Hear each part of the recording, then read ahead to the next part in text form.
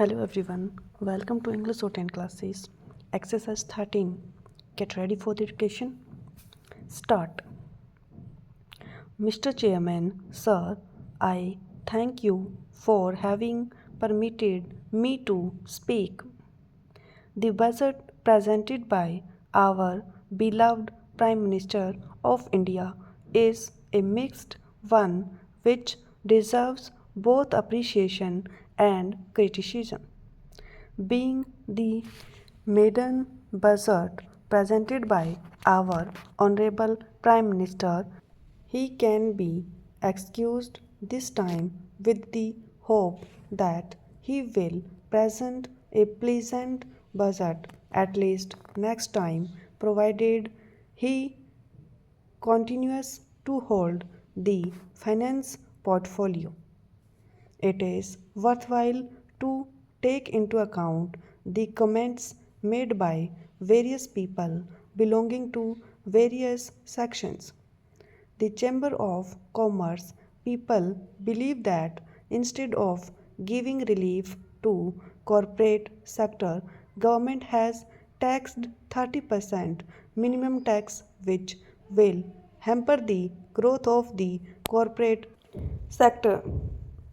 This would offset the liberalization on depreciation allowance and would create a serious impact on the share market.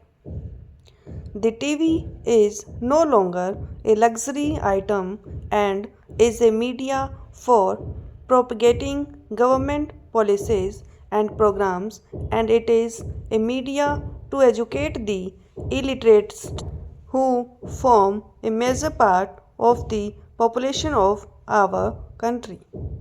Hence, the price rise is unjustified and unimaginable.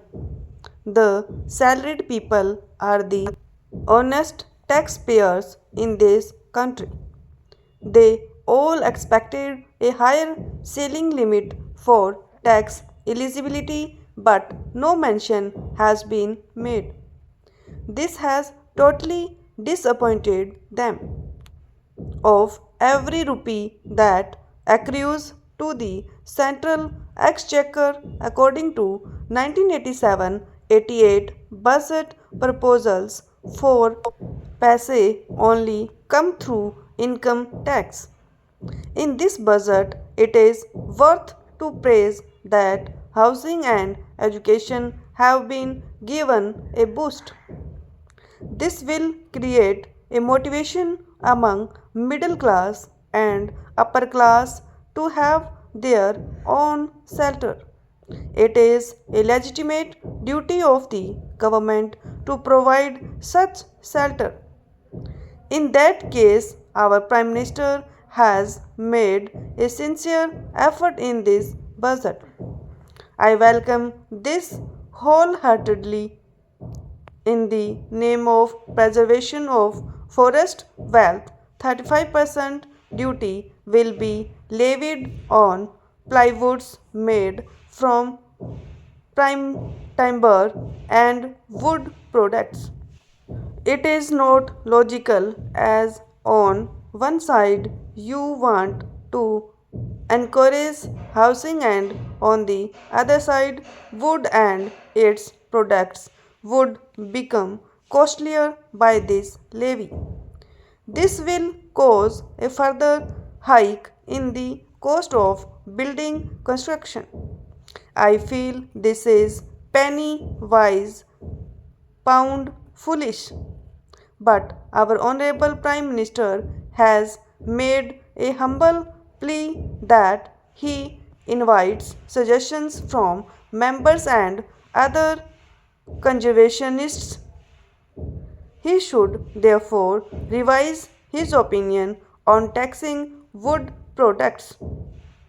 More allocation to education is a welcoming measure which can turn our illiterate masses into literates and increase our literacy rate so that the people can judge things well and they cast their votes properly without being carried away by the sympathy waves.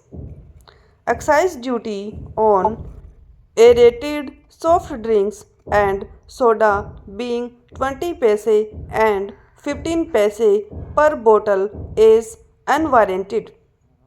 Soda is not used for mixing up with hot drinks alone by affluent sections but also used by the poor and middle class people to quench their thirst.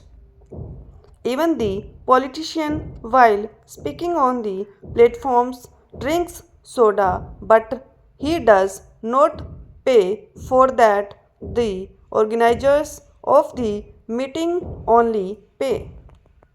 So it has become an additional burden for the people of the lower rank of the party who form the rank and file of the organization. Hence, it is unjustified to increase the excise duty on soda and soft drinks. I will appreciate the Honorable Prime Minister if he puts excise duty up to 30 to 40% on hot drinks so that the people can be relieved from the clutches of the devil of drinking habits and also the exchequer gets more money. Though snuffing and chewing tobacco is really harmful to health, people in the rural areas forgo their food while at work and also when they are not able to take one square meal a day, indulge in chewing tobacco and snuffing. So, increasing excise duty on these substances is going to hit the common man and not the richer people. Hence, I request the Honorable Prime Minister to withdraw the excise duty imposed on tobacco and snuff. It is regrettable that our Honorable Prime Minister has forgotten the 40,000 sick units in the small scale sector. Neither he has made an honest attempt to nurse them back to health from sickness, nor has he made any provision in the budget presented. Hence, I request the Honorable Prime Minister to take into account the problems faced by the sick units in the small scale industries.